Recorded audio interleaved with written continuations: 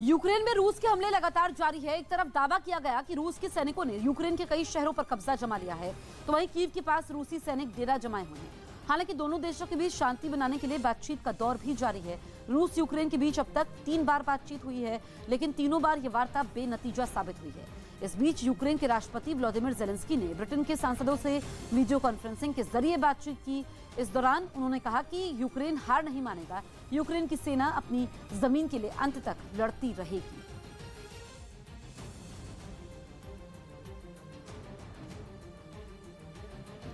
І не програємо. Ми підемо до кінця, ми будемо боротися на морях, будемо битися в повітрі, якою не була ціна. Ми будемо битися в лісах. वहीं रूस पर लगी आर्थिक पाबंदियों और धमकी का असर फिर बातचीत में नजर नहीं आया और पुतिन सरकार ने अपना कड़ा रुख जाहिर कर दिया। इसी की एक झलक बेलारूस में भी दिखाई दी, जहां रूस और यूक्रेन के बीच तीसरे दौर की बातचीत हुई, लेकिन यह बातचीत भी बेनतीजा रही। यूक्रेन के मीडिया ने दावा किया कि इसी बातचीत में रूस ने तुरंत युद्ध रोकने के लिए 4 शर्तें रख दी। हालांकि यूक्रेन ने ये शर्तें नहीं मानी, तो रूस भी टस से मस नहीं हुआ। Скажу честно, что наше ожидание от переговоров.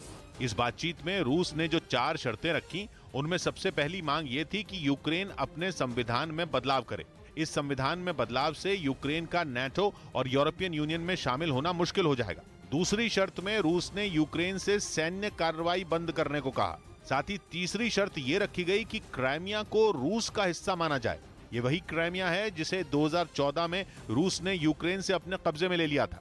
इसके अलावा रूस की तरफ से लुहांस्क और डोनेस्क को अलग देश के रूप में मान्यता देने की चौथी शर्त भी रखी गई, जिन्हें पिछले महीने रूस ने यूक्रेन से अलग देश घोषित कर दिया था। लेकिन बातचीत सिर्फ यूक्रेन और रूस के बीच ही नहीं हुई, बल्कि दूसरे देश भी पुतिन को मनाने में लगातार जुटे हुए हैं, जिसके लिए ज़ेलेंस्की ने पिछले 3 दिनों में दुनिया के 3 बड़े नेताओं से गुहार लगाई। यूक्रेन के राष्ट्रपति ने इजरायल के प्रधानमंत्री को फोन लगाया और रूस को मनाने की अपील की। इसी बातचीत के बाद इजरायल के प्रधानमंत्री खुद रूस की राजधानी मॉस्को पहुंचे और मध्यस्थता की पेशकश की। इसके अलावा ज़ेलेंस्की ने तुर्की और फ्रांस के राष्ट्रपति से भी बात की और इन दोनों देशों के नेताओं ने भी पुतिन से फोन पर यह मुद्दा उठाया। लेकिन पुतिन ने साफ किया कि अगर यूक्रेन शर्तें मान ले तभी हमले रुकेंगे। रूस की तरफ से जारी भीषण हमले का यूक्रेन की सेना भी मुंहतोड़ जवाब देने में जुटी हुई है।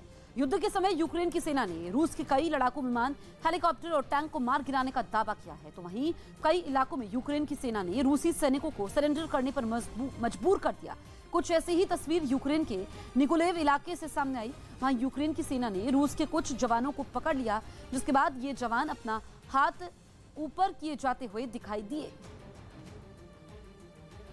उधर रूस के खिलाफ मुकाबले में नाटो का खुला समर्थन न मिलने पर यूक्रेन के राष्ट्रपति व्लादिमीर ज़ेलेंस्की फिर भड़क गए।